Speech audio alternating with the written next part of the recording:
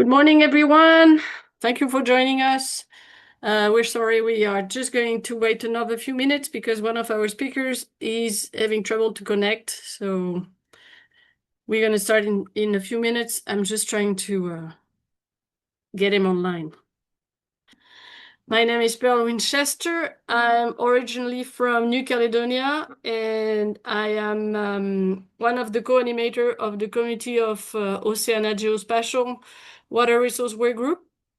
The other co-animator is Nicolas Metharo from SPC. So I'm going to share my screen again because actually this is something that I normally share. Yes, there we are. And so, there we go. And so, but Nicolas's excuse for today is sorry, he has another meeting exactly at the same time on a field trip. So he won't be able to join us today. Just so today, our speakers will be Thomas from Fiji, that we are trying to get connected, and it's not working. And Sébastien. So I'm going to leave the floor to Sébastien. So actually, Sébastien has the time to introduce himself. Please, Sébastien. Yes, can you hear him now? Yeah, okay. Hello, everybody. My name is Sébastien Lagarde.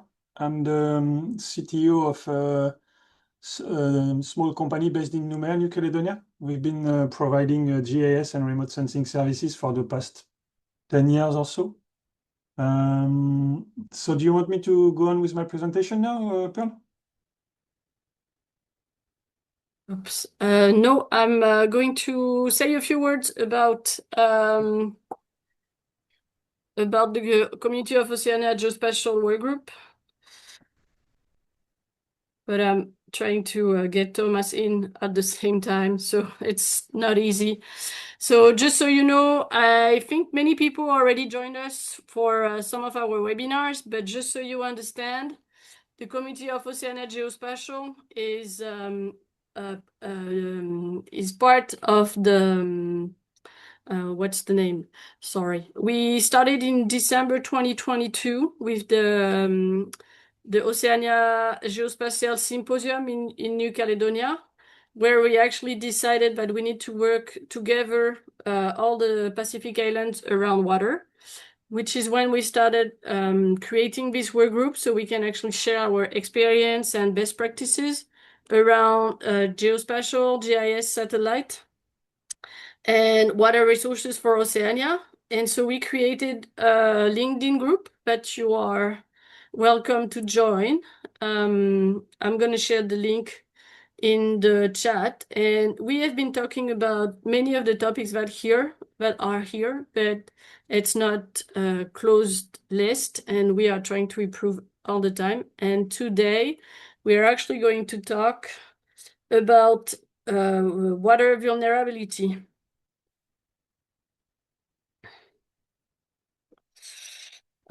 And so let me see. I wanted to introduce the webinar very quickly with a quick overview of the climate change trends for the Pacific Islands, just so everybody has the same information. And so I just wanted to share some of the trends that are coming from the Pacific Climate Change portal that is available. And so what it's saying is that the trends in total rainfall and annual consecutive dry days, we tend to have less rainfall in some of the islands and more rainfall in the other ones. The trend in annual dry days is not really clear, and so the first thing we see with this report is that we need to improve in our islands the local networks of rainfall gauges to improve the forecasting models around climate change and temperature and rainfall.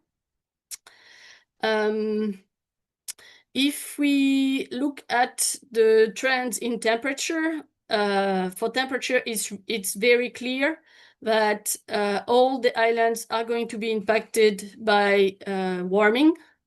And I just wanted to share you here the graph that is at the bottom, which is the number of hot days in red and the number of cold nights in blue. And we can see that this is for Suva, but it's the same for every island in the Pacific. We are now having way more hot days and less cold nights than before. So this is a trend that is common to all the islands. This is really something we need to get ready about. And so it has some impacts on the temperature, yes.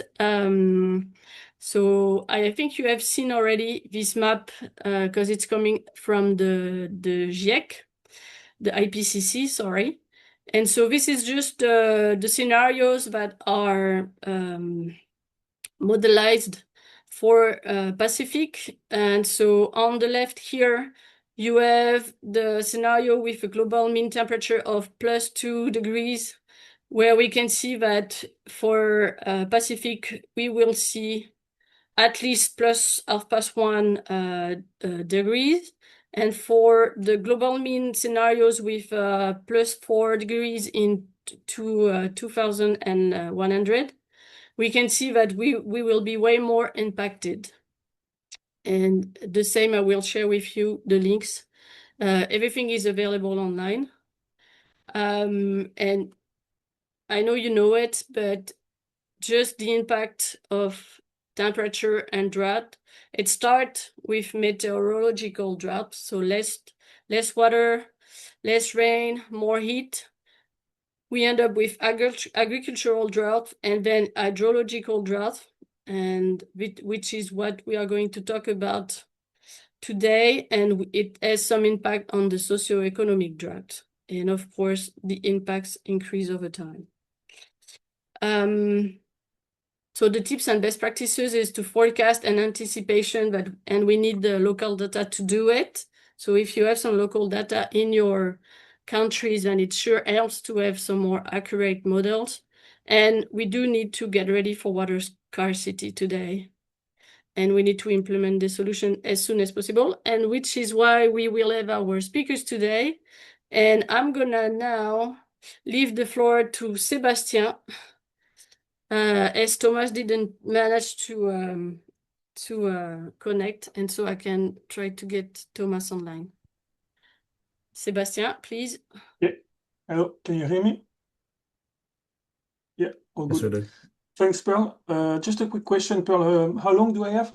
10, 15 minutes? Yes, 15 minutes, please, 15 Sébastien. minutes, okay. I think I'm going to be quicker than anyway.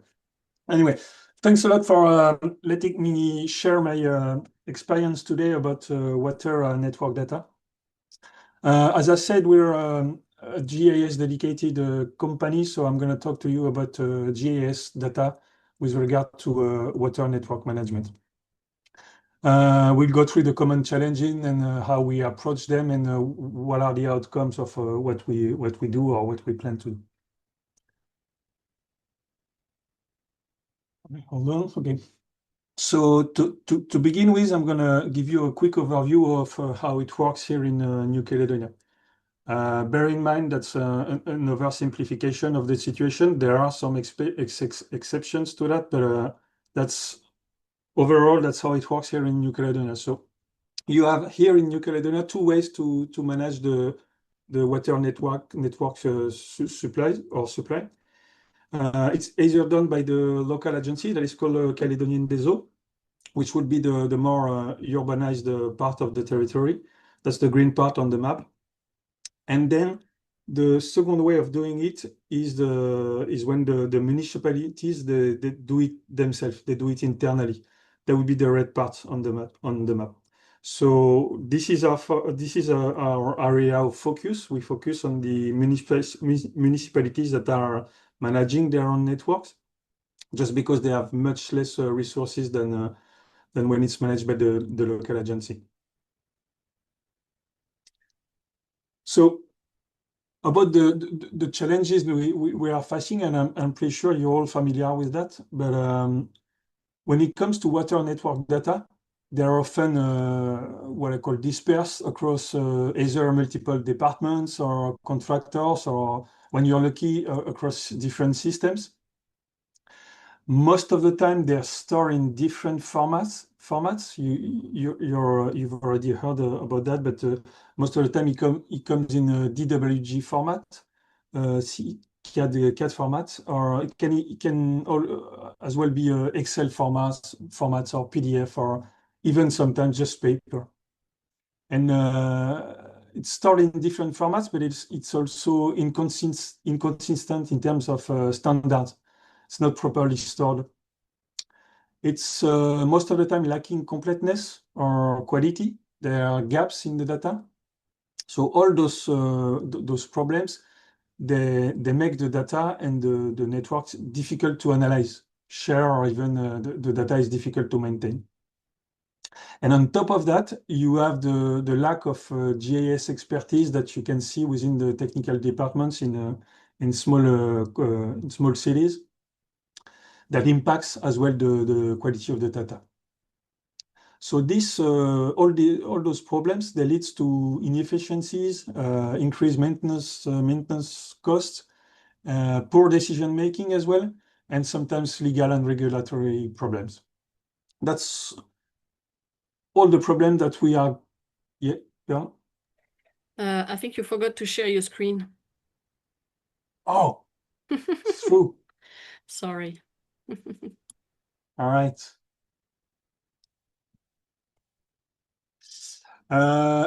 Let's come back quickly. So that's the map of New Caledonia. As I said, red part is the We don't municipalities see it that are yet. doing the.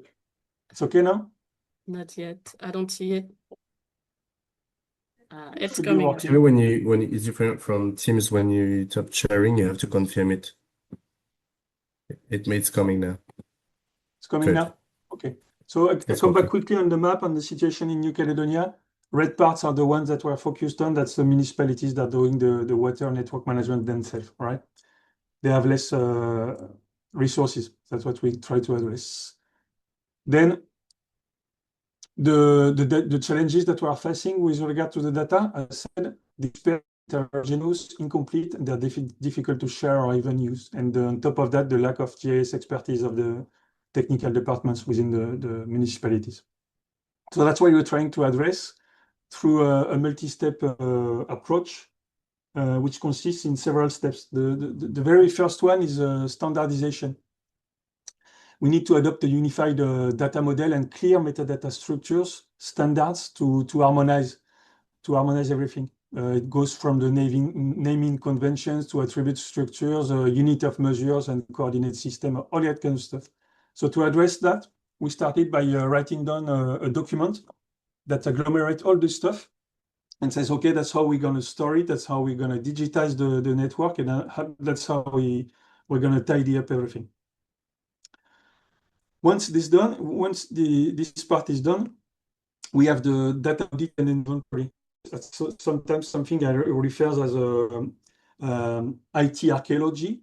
You go through servers, you look for files, you get in touch with contractors, you try to get files, and you gather everything, and you put them in the format within the standards, within the framework that you defined in the first step. And once you've done that, you will have the data cleaning and the data enhancement you have to do. You have to correct errors, you have to fill in gaps, validate the positional accuracy, for example. And when it's not enough, you have to go through filter data as go in the field with your GPS, and then you start collecting data where there are gaps. After the data cleaning, you put all the data, which is clean and properly stored. You put everything in a database, in a centralized database. The idea is to consolidate and validate all the data. It makes it secure and scalable, which means I do one city. Tomorrow, I use the same infrastructure to do the second one, the third one, and so on. Once it's all centralized within a single database, you can think about the diffusion, means through web mapping applications, very simple web mapping application, that allows a control multi-user access and versioning and stuff like that. So we also integrated some simple GIS tools for visualization, analysis and reporting. Just to make it simple, we give the technical operators the opportunity to correct some data, to print some maps, to do some simple length measurements of that kind of stuff. And then, which is one of the most important part, I would say, is you have to define the ongoing governance of the data. Your data, it has a cycle. You create it, but then you have to maintain it. And that's a key element to me, because if you don't define properly this step, the governance, then whatever you do, whatever your data you put in your database, if it's not maintained, it's not up to date, it would be useless within a few years. So we've done that, all those steps, we've done them all for 3 municipalities here in New Caledonia. So there would be Yate, Mare, and Wawilu here in New Caledonia. That's more than 8,000 pieces of equipment, more than 600 kilometers of pipes, and everything I said we've done so far. I mean, the data cleaning and everything, the diffusion is ready to go. The only thing we are kind of missing right now is the governance. We need to address this point.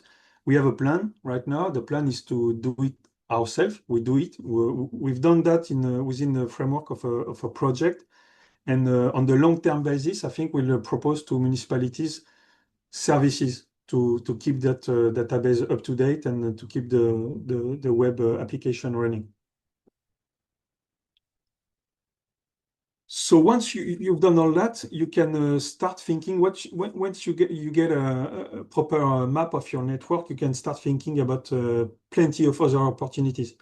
There's a smart water management with IoT sensor. You can deploy sensors to monitor, to have a real-time monitoring of your network.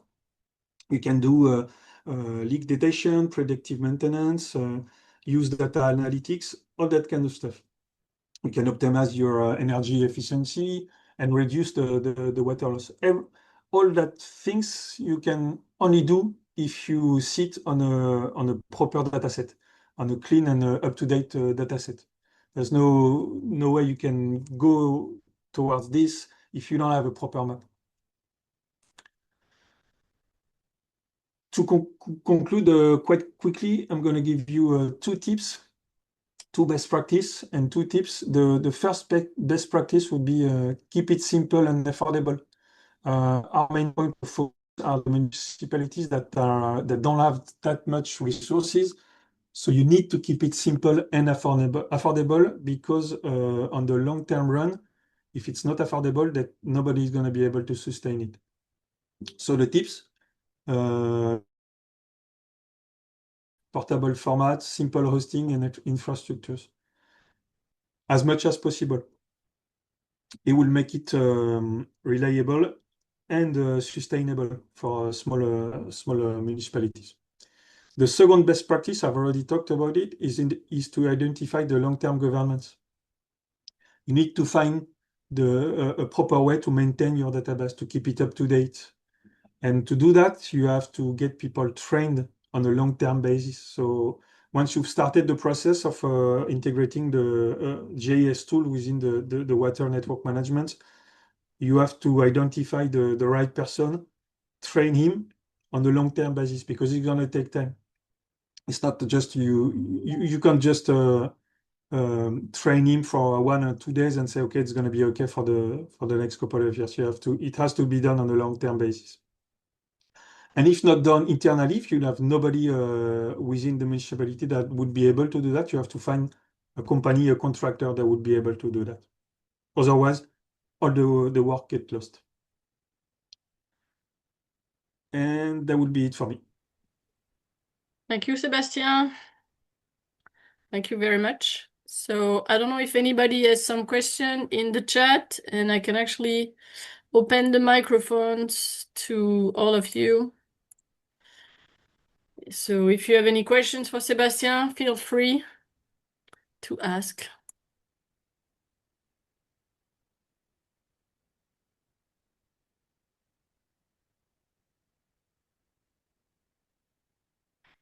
I guess it was super clear.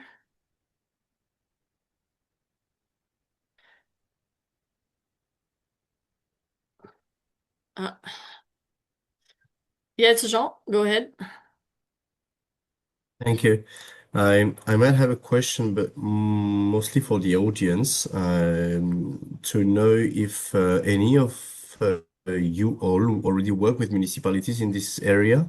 I mean, this is something we've been facing in New Caledonia a lot, in the lack of competencies in JS systems and so on, and directly applied to such key domains as it is, like water resources and so on. So, does any of you directly work with municipalities, supporting them in addressing those issues?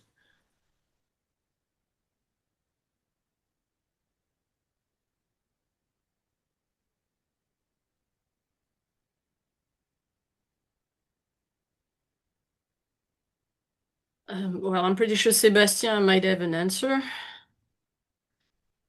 Oh, sorry, I was answering a question on the chat. Sorry. No. Well, the question in the chat. Yeah, the question in the chat is Maël. And yeah, so nobody wants to answer Jean's question, that is for everybody. Maybe no one addresses that, so this is the way. Or no one wants to answer me. I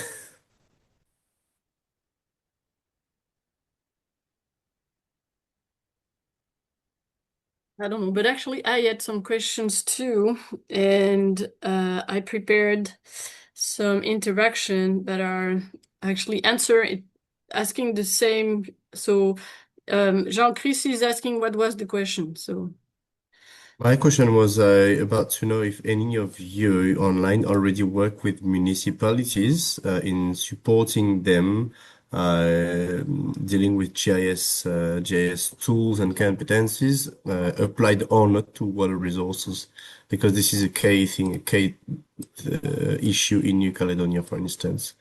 Those are kind of the within institutions, they are kind of the most closer, like the closest to citizens. And most of the competence are part of government or provinces, which is divisions. But no municipalities. I mean, there is a really lack of competencies in this key area. I assume this is the same, mostly the same in French Polynesia too. But I don't really know about all the Pacific Islands.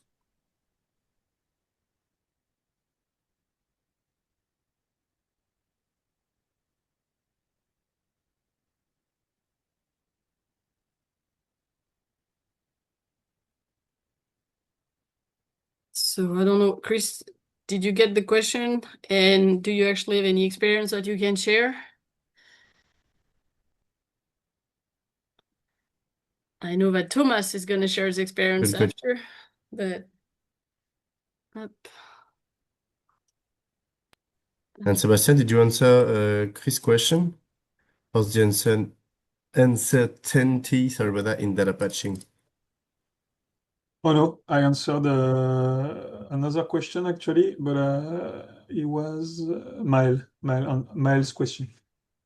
And to come back to Chris' question about how is the uncertainty in data patching, I'm not sure exactly what you mean, Chris, but if you mean the positional accuracy when patching data together from different sources, well, it happens. It is a fact that there will be inconsistencies between data sets, but I would say the accuracy is not the key element. The positional accuracy is not a key element to me. It doesn't matter if you're positioning your data a few centimeters away than from where it's in reality. It's not what they really need, especially in rural countries. There won't be so many interaction for example, when you have a contractor that is supposed to dig a trench in a street. It's different when it has to be done in Nouméa or when it's done in Yaté, in a rural area. In Nouméa, which is the main city in New Caledonia, you have to know exactly where are the pipes going through because you cannot make a mistake. In rural areas, it's a bit different. It's less. It doesn't matter if it's less accurate. Than it's not the accuracy is not to me is not a focus point. First, I would like to get the most exhaustive data as possible, as much data as possible, and then on the long-term run, we'll see if we can enhance the data with a correct accuracy.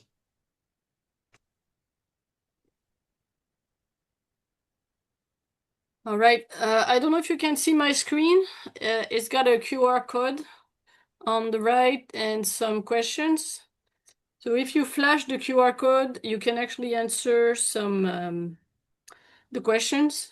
And so I'm gonna leave open this little survey so you can actually interact, and we will come back to the results in a few minutes after Thomas' presentation, actually. And so if there's no more questions for Sébastien, and you can still type your questions in the chat anyway, and Sébastien can answer them. I'm just going to leave the floor to Thomas so he can introduce himself. Please, Thomas. Thank you, Pearl. Bulavinak, everyone. My name is Thomas Hughes. I'm currently working with the Water Authority of Fiji. I've been with the organization for over a decade now. And Water Authority of Fiji is the only water utility service in the Fiji Islands. Thank you. So do you want me to share my screen, or are you ready to share yours? I can share mine. Okay, sounds good. We try it, and if it doesn't work, then I'll be able to share mine. Or because you're sharing, I can't share yet. Thank you. Just putting this up.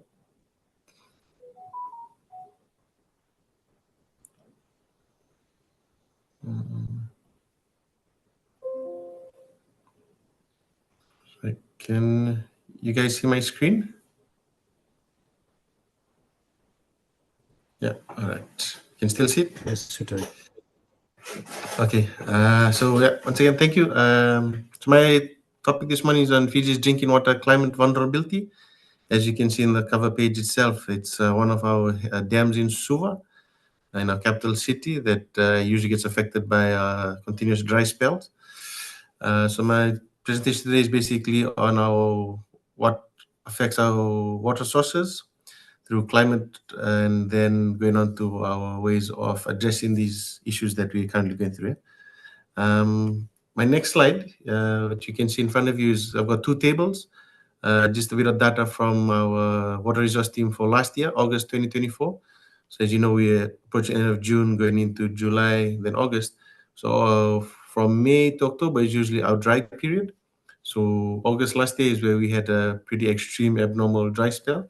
And as you can see from this table, a list of sources on the left for each system, Tamava, Waila, Binin, Suva, and for the west, Vaturu.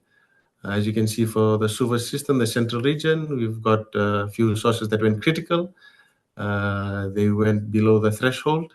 Similarly, for the western region, Vaturu was approaching critical level as well.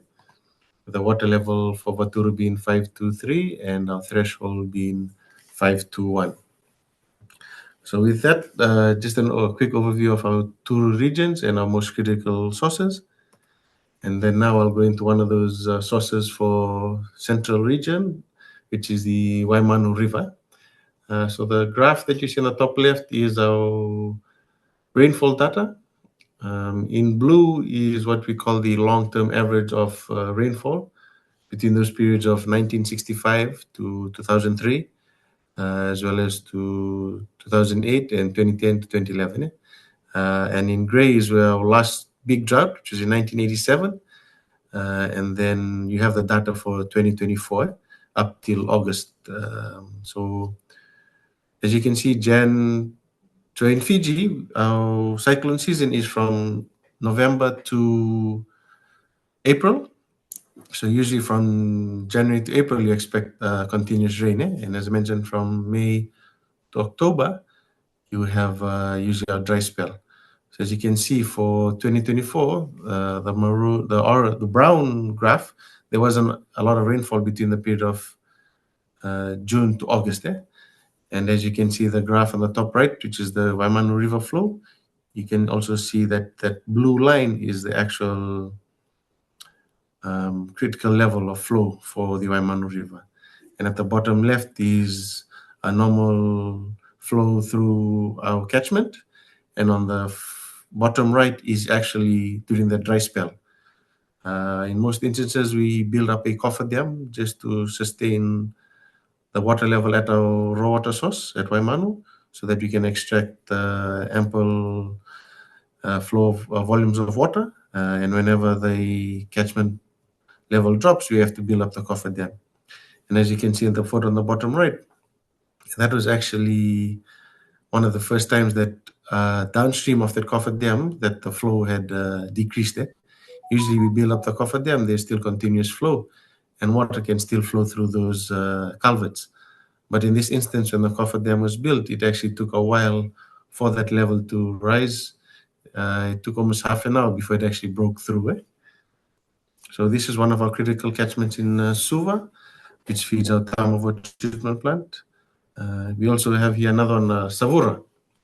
So as you can see, similar here for our Cascade Dam, there was no overflows in the month of August last year. And you can see as well as the rainfall data on the right bar graph. As you can see, similarly, the long-term average, you have rainfall throughout the year. Even in 1987, you had rainfall for most of that period. But for 2024, as you can see, for the month of June to August, you had very limited compared to the previous years. And at the bottom left is the photo of the dam that we're, and towards the right, you see when we had that dry period, whereby there was no overflow on the spillway, and that also affected the volume of water that was coming to our intake, as well as the amount of water that we were able to treat at our treatment plant. Next, you have our Savura pump station, which is just downstream of that dam at Savura. So what you can see here is in instances when we don't have enough flow, we end up putting up sandbags, coffer dams, just to try and retain some water at this location. For this water, we also have a river pump that enables us to pump pump water from the river to top up the well. What happens here is if Cascade Dam does not receive enough flow, the well at the Savura pump station ends up dropping, and we cannot operate all three pumps. Thereby, we need to on the river pump. And in this instance, if the level is low, we end up to build up that coffer dam. So when we have the extreme dry spells, we need to build up that coffer dam. And what we've also found here is usually during high tides, it helps retain some of that fresh water. But in this instance, because of the low flow coming from the tributaries, we actually had a bit of saltwater intrusion into that river pump site. So that was something new for us, especially for the operators on site. They did not experience that over the years, and this was started around 2023, where our dry spells were extreme, whereby the fresh water coming down was being pushed back by the seawater coming up, as well as the sea level rising, and started to push up closer towards our river intake. And then in this instance, we had to start looking at only operating this river pump during low tides. We could not operate at high tide due to that saltwater intrusion. So that was for the central region. Now I've taken us to the western region, and we'll be discussing Vaturu, which is our largest in Fiji for water source. So mentioned back in 2024, we had the level for the dam started to decrease. abnormally due to the insufficient rainfalls that we were getting. As you can see, the graph on the left, you have the staff gauge, which is in the blue line, and whereas the critical level being the red straight line, and the first pipe outlet for our intake. So for our dam, the spillway is at about 527 meters high, and our critical level is at 521. So for this period alone, the dam level came all the way down to almost about 521 meters, 523, sorry. It was coming close to our critical level, and that was quite concerning for us, as that would start affecting our flows. As mentioned, this is something that we hadn't experienced in over a number of years, as you can see as well from the bottom right graph, which shows the long-term average in blue from 2014 to 2023, and then the data from 2024. Note that for these graphs, I'm only taken the data from Jan to August. Apologies, as we hadn't populated the September to December, so I'm just comparing for that period. And bring to light that this is when we had this issue last year, when we had an excessive dry spell. So as you can see that we are approaching a critical level, and it was something that we weren't quite well prepared for. And on average, we usually experience about 15 mm of rainfall per day. During this particularly dry spell, we only getting around 1.12 millimeters of rainfall a day, which is what caused that dam to decrease quite considerably. As you can see from this next graph, is how critical that level went. As you can see that it had gone down to a critical of below 523 meters. And we only had a peak of a increase in the dam level due to a low pressure system. So that low pressure system actually helped recover it just for a bit, but it continued to decrease over that once the low pressure system had moved away from the Fiji group. So as you can see, not only did we have a dry spell, but when a low pressure system came in, it sort of helped the system recover slightly, but then continued to decrease. So these were currently some of the issues that we faced with regards to our climate vulnerability, whereby we started experiencing abnormally dry spells, and rainfall that occurred wasn't adequate to replenish those sources. And in order to mitigate that, we've put out a water sector, that organization has launched its Water Sector Strategy 2050, which was launched the last year. And I'll just be briefing the team, the participants, on what we've sort of put out as our targets up to 2050. Yeah? So as you can see, I've just taken a snippet of our Nandi Lotoka system. As you can see from this, the Nandi water supply system is only supplied from the Nanganda water treatment plant that was first established in 1982 and now later upgraded in 2002, but no further upgrade since then. It has an average production to 1995 million liters a day. And for the Lotoka system, we've only got... Oh, it seems like Thomas had a problem. And Saru 1959. Thomas, yeah. we lost your screen. Oh, sorry. Now? Not yet.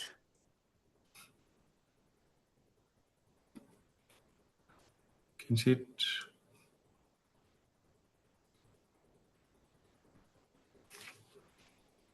The last screen that you saw was the Savur coffer dam. Yes, I guess it was the last slide anyway, right? No, I had just one more. One more. Let me see.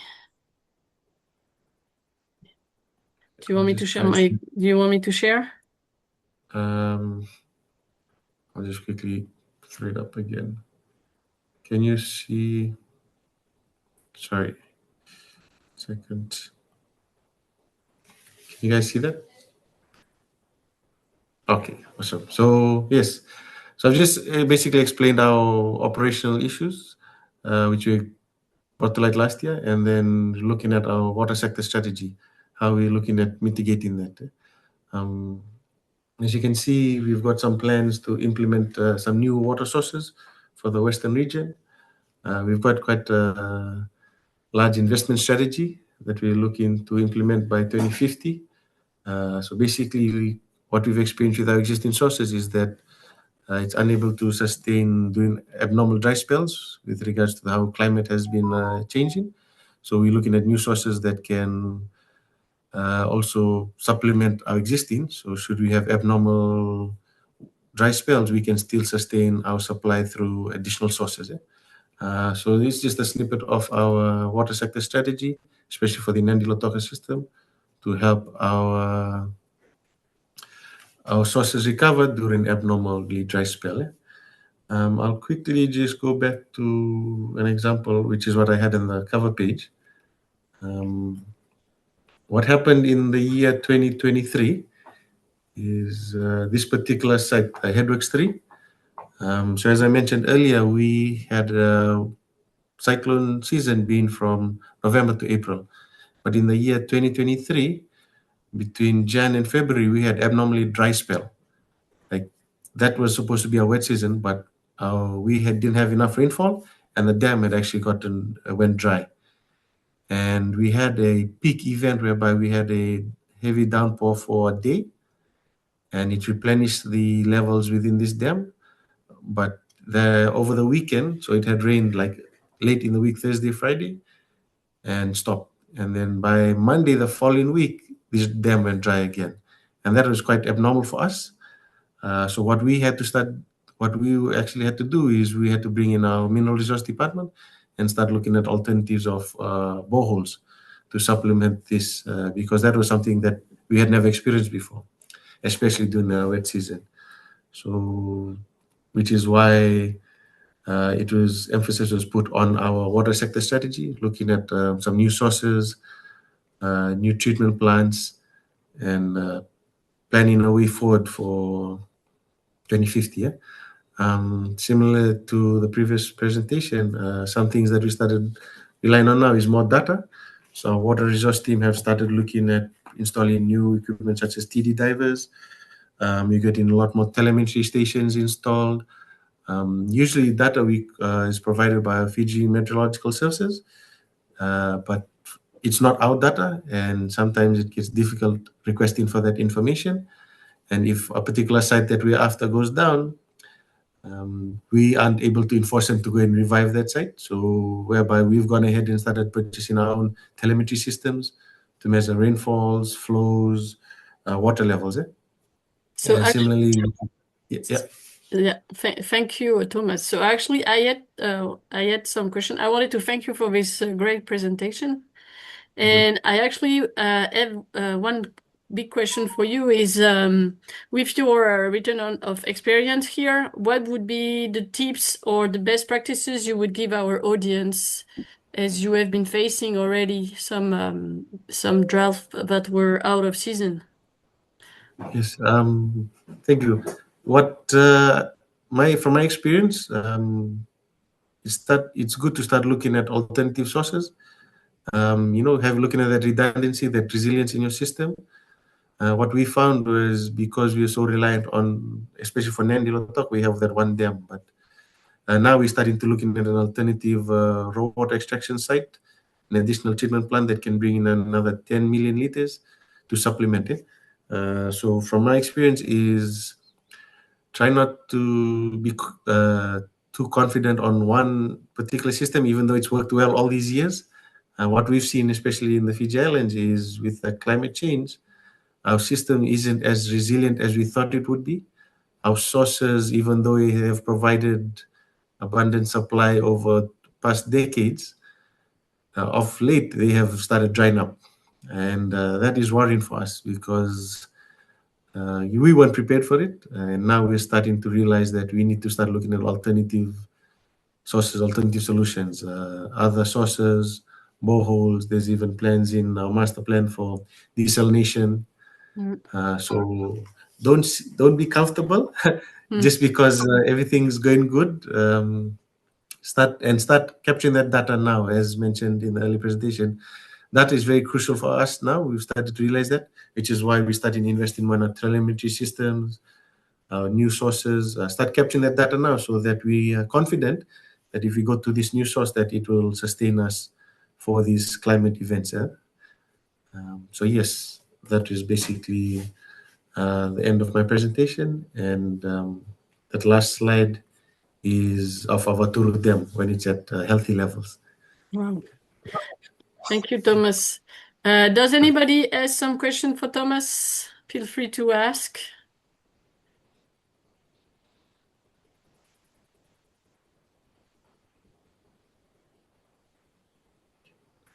Oh, for the pump site that I mentioned for Savura, it's about 3 kilometers in, 2 to 3 kilometers in. But for this particular plane, it's quite flat. It's not at an elevation. I think it's only about 5 to 6 meters above sea level. So I believe that's how eventually it managed to reach our pump site. Previously, it didn't used to receive this issue. So yes, it's about 2 to 3 kilometers inland and 5 to 7 meters above sea level. So as you can see, the sea level rising has also caused it to reach our pump site. I don't know if anybody else has a question. I actually have one. When you had this drought, how did you actually pass the information to the local communities, Thomas? Okay, so we, in order to inform our customers, we usually put out notices on our social media pages, in the media outlets. We start doing water rationing. In some instances, we advise our customers that they will only receive water at certain periods of the day. So they may receive water from 5 a.m. in the morning to 9 a.m. And then we'll isolate that area to replenish levels in our reservoirs and then open it again in the evening while people get home from, say, 4 p.m. to 8 p.m. So we do a lot of water rationing. We also do water cutting just to try and sustain the levels in our catchment and our reservoirs. And we also encourage, we do media releases whereby we also do notices where to reduce water in your gardens, washing of vehicles, and so forth. Of course. All right. Thank you. Anybody else? Thanks, Thomas. Just one question. You said about 2-3 kilometers inland. Is that Savuru Dam? Savura pump Savura. station. Where's the location of this Savura pump station? Sorry, say that again? Is it the west side or east side of Fiji? It is in the Central Division Eastern. So Oh, you're okay. looking at the Wailoku at the bottom. Oh, So so Tamavua, yeah. So that means the intrusion would be directly influenced by the tidal and just surface flow into yes, the area. Oh, okay. that's correct. Yes, yes. So tidal, so high tide, that's something that even the operator side never experienced. That Okay. first time for him to see is, and we only picked it, unfortunately, once it got in the system, whereby customers actually got back to us and said, hey, the water is starting to be a bit salty. Then we had to send Okay. our lab team down to the pump station and do 1 week test, and they confirmed it that yes, salt had gotten into the pump site, and particularly during high tides. Mm. Yeah, so that means if the tides, if we're expecting the climate change and tides to keep rising, then contingency plan maybe to move the pumping station further inland. Yes, or build up a permanent dam just to ensure that higher tides do not push up Oh, for that okay. particular site. Yeah. Cheers. And another question in Fiji, I noticed you guys have different organizations of water that doesn't fall under a single umbrella. Like you have Water Authority and Ministry of Waterways and Hydrology Yes. all separate. So how do you guys come together to work on something that's like climate change if you guys all come to an agreement? That's a good one. For Fiji Meteorological Services and Water Authority, under the same ministry. So usually if we have issues, we can refer it to the ministry and then we come together as the same bodies under the ministry. For Ministry of Waterways, thereby we rely on government to the policies that they come up with to ensure that the ministries are talking to each other to address this. Yeah? And I think just this year we have a Climate Change Act. I think it's 2021, and then they were going to revive that, relook into that Climate Change Act. So that Climate Change Act also governs with regards to climate change, what each statutory body and organization is responsible for.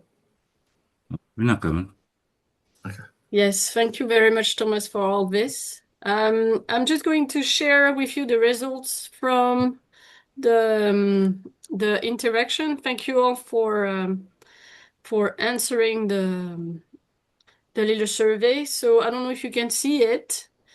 The first question was, is drinking water vulnerability assessed in your country? And so 6 of us said yes, and 1 said I don't know. So we need to work on it. And I realized that there's not the answer yes, but not everywhere. So I think the yes can be a yes, but not everywhere. The second question is the GIS data for the drinking water network. I think it's the same. So 6 yes, 1 no. And I'm pretty sure Sebastian can confirm that it's a yes, but not everywhere for many of us. Yes, I can confirm. Yes. And the last question actually is very interesting. I'll try to zoom in. But you should be able to see it. Oh, it doesn't work. You should be able to see it on your own laptop or mobile if you were using your mobile. But here are some of the ideas that you gave us to imply the local communities. And so I can actually note, yes, participative diagnostic is always a good one. Propose adapted innovation. Yes, help the municipality seems to be the right level to get to the local communities. Of course, get to know the good practices, which is something that Thomas said, where you tell people not to water the garden and Nina, stuff. where's the shop? Threads? Sorry? Oh, sorry. That was me. I'll turn this off. Sounds good. So thank you for answering the little interaction. Can you see my screen with the QR code or not? No. No. So I'm going to change the screen that I share. Oh, there it is. All right. And so, as it's almost the end, it's actually right on time. So I just wanted to thank again, Sebastian and Thomas to be our speakers today around drinking water and drinking water vulnerability. So what is next for the Community of Oceania Geospatial Water Resource Workgroup? Next month, we will have our 8th webinar, and it's going to be around the databases and data availability for water, hydrogeology. In August, we will be talking about water monitoring and groundwater monitoring, and we have seen with Thomas that this is something very important to be able to anticipate and find some new alternative sources. We are very happy to say that on September 25, with Chris, that was connected today, we are trying to organize an online training on ModeFlow, which is an open source software around groundwater. So feel free to join us at this time to learn to use this groundwater modeling software. And we are running all the way up to October with another technical webinar. And of course, our events are subject to the speakers' availability. So just stay connected on LinkedIn to know if the webinar is on date or if we change the date. And I really want to thank you all for being with us today. Thank you, Thomas. Maka. Thank you guys for being with us. Yeah, we can take a picture, Chris. You're right. We can take a picture of us. But I did already when they were speaking. Shh. And thank you, Jean, for helping me around on this one. And see you very soon to talk about water data again. Merci beaucoup. You all have a good day. Likewise, Maka. Thank you. Bye.